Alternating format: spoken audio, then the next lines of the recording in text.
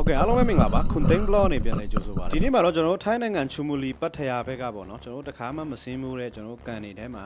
ရေငုပ်ပြီးတော့ကျွန်တော်တို့ပြစ်ကွင်းချမှာဖြစ်ပါတယ်ကျွန်တော်တို့ပထမအဆုံးရောက်တဲ့ကန်မှာကျတော့ရေလဲတိတ်မကြည်တာတစ်ဖက်ပြီးတော့ကန်ကြီးကပြောင်ကြီးဗျာကျွန်တော်တို့ငါးနေဖို့နေရဥမာဒိုက်တွေပါလည်းမရှိဘူးပြီးတော့ခြုံတွေလည်းမရှိဘူးဆိုတော့ကျွန်တော်ငါးလဲတကောင်မှမတွေးခဲ့ဘူးပေါ့နော်ပြီးတော့ကျွန်တော်တို့နောက်ထပ်တနေရာကိုပြောင်းလာခဲ့ပါတယ်ဟုတ်ကဲ့ဒါတော့ကျွန်တော်တို့ဒုတိယမြောက်ပြောင်းလာတဲ့နေရာလေးပေါ့နော်ဟိုဒီနေရာမှာတော့ကျွန်တော်တို့ဘေတာတိုက်ပြင်နေတော်တော်ထူတယ်ဗျာဒီလိုနေရာမျိုးမှာကျွန်တော်တို့ဒီငါး site ကြီးတွေလည်းတွေးနိုင်တယ်လို့ကျွန်တော်တို့မထင်မှတ်တဲ့အကောင့်တွေလည်းတွေးနိုင်တယ်ပေါ့နော်ဟိုကြောက်တယ်ပါဆိုမှရေးတဲ့ပါအဲ့လည်းမသိဘူးနော်လာတိုးနေဗျအထဲမှာတော့ဘာမှမရှိပါဘူးကျွန်တော်တို့လေခိုနေလို့ဖောင်းနေပါတော့တော်သေးတာပေါ့ဒီဘက်မှာအသိယုံရတာမဟုတ်ဗျကျွန်တော်တို့ဒီလူတက်မှုတွေခဏခဏဖြစ်တယ်ပြီးတော့ကျွန်တော်ရေထဲကိုပြစ်ချပြီးတော့အလောင်းဖြောက်တာတွေလည်းကြားဘူးတယ်ပေါ့နော်အဲကြောင့်မို့ဒီဘက်မှာရေငေါရတဲ့ခန်းစားချက်ကတော့တခြားနေရာနဲ့တော့မတူဘူးပေါ့ဗျာဟုတ်ကဲ့ကျွန်တော်ဘာကောင်တွေထပ်တွေးမလဲပြီးတော့ဘာတွေဆက်ဖြစ်မလဲဆိုတာတစ်ချက်လိုက်ကြည့်အောင်နော်ဒီအချိန်မှာကျွန်တော်လိုက်ရှာနေတဲ့အကောင်ကကျွန်တော်နိုင်ဝဲလောက်ရှိပြီပေါ့နော်တွေ့သေးဘူးဗျဒီအချိန်မှာစားတွေ့ပြီ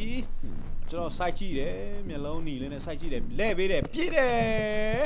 ဟုတ်ကဲ့ဒီအချိန်မှာတော့ကျွန်တော်ဘလို့ဝင်လာတာလဲဘလို့ထိသွားတာလဲဆိုတော့ကျွန်တော် VR တစ်ချက်ပြန်စစ်ရအောင်နော်ဟုတ်ကဲ့ဒီအချိန်မှာကျွန်တော်ခေါင်းကိုတက်တက်ပြစ်လိုက်လို့ရှိရင်ကျွန်တော်မပေါက်မှလည်းကြောက်တယ်ပြီးတော့ကျွန်တော်ခေါင်းကမာတယ်ဆိုတော့ကျွန်တော်ချော်ထွက်သွားမှလည်းကြောက်တယ်ပေါ့နော်အဲကြောင့်မို့သူလဲပေးတဲ့အချိန်ကိုစောက်ပြီးတော့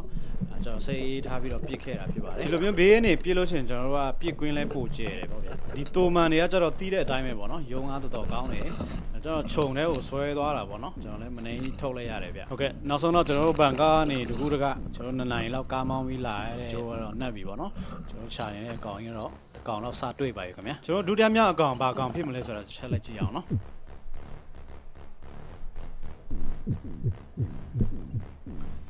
ဟုတ်ကဲ့ပါဒီအချိန်မှာကျွန်တော်လုံးနေကြငါးခေါ်တန်လေးပေါ့နော်อึบဆိုပြီးလောက်ကြည့်ရမှာလာတယ်ကျွန်တော်တေချာချိန်နဲ့ပြည့်တယ်ထီးတယ်ခင်ဗျာကျွန်တော်အလေသေးသေးကိုပေါက်ထွက်သွားတယ်ခင်ဗျာဒီငါးတော့ကျွန်တော်ထိုင်းနိုင်ငံမှာပလာကစုံလို့ခေါ်တယ်နော်ကျွန်တော်မြန်မာနိုင်ငံမှာတော့အရင်တစ်ခါကျွန်တော်တင်တဲ့ဗီဒီယိုအောက်မှာတော့တချို့ကငါပနော်လို့လည်းခေါ်တယ်ငါတင်အုံလို့လည်းခေါ်ကြတယ်ပေါ့နော်ကျွန်တော်တရေသားနဲ့တရေသားအခေါ်ပေါ်မတူတာများလားပေါ့နော်ကျွန်တော်ချမ်းပြည်ဘက်မှာတော့ဒီလိုမျိုးငါတခါမှလည်းမတွေ့ဘူးသေးဘူးကျွန်တော်ဘာငါးလို့ခေါ်မှလည်းမသိဘူးပေါ့နော်ဒီကောင်ကတော့ site အဲ့လောက်ထိမကြီးပေမဲ့သူအရသာလေးကောင်းလို့ပေါ့နော်ပြစ်လာတာဖြစ်ပါတယ်ဒီနေရာမှာကျွန်တော်ထင်ထားတဲ့လောက်ငါးမပေါ်ဘူးဗျကျွန်တော်နေရာကောင်းပြီးတော့ကျွန်တော်တီလာဘီယာ site ကြီးတွေတွေးမယ်လို့ထင်ထားတာကျွန်တော်နောက်ဆုံးတော့ဒီတိုမန်ငါးရယ်ပြီးတော့ဒီ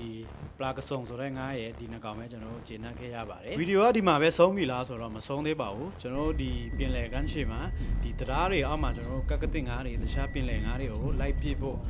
ကျွန်တော်တို့လမ်းကြုံဝင်ခဲ့သေးတယ်ဗျကျွန်တော်ဒီလက်ရအောင်ထင်ထားသလိုဖြစ်မလာဘူးဗျကျွန်တော်တို့ line ကြီးလို့လားမသိဘူးပေါ့နော်ရေကအဲ့လောက်ထိမကြီးဘူးဖြစ်နေတယ်ကျွန်တော်ရေကြီးလို့ချင်းဒီတရားအောက်တွေမျိုးဆိုရင်ကျွန်တော်တို့ကက်ကတစ်ငါးတွေရှိနိုင်တယ်ပေါ့နော်နောက်ဆုံးတော့ကျွန်တော်ဗီဒီယိုလေးမဆုံးချင်သေးပေမဲ့အဆုံးတက်လိုက်ရတယ်ပေါ့ခုလိုဆုံးထိကြည့်ပေးတဲ့အတွက်အားလုံးကိုကျေးဇူးတင်ပါတယ်နောက်ဗီဒီယိုမှာကျွန်တော်တို့ပြန်ဆုံကြရအောင်ဗျာ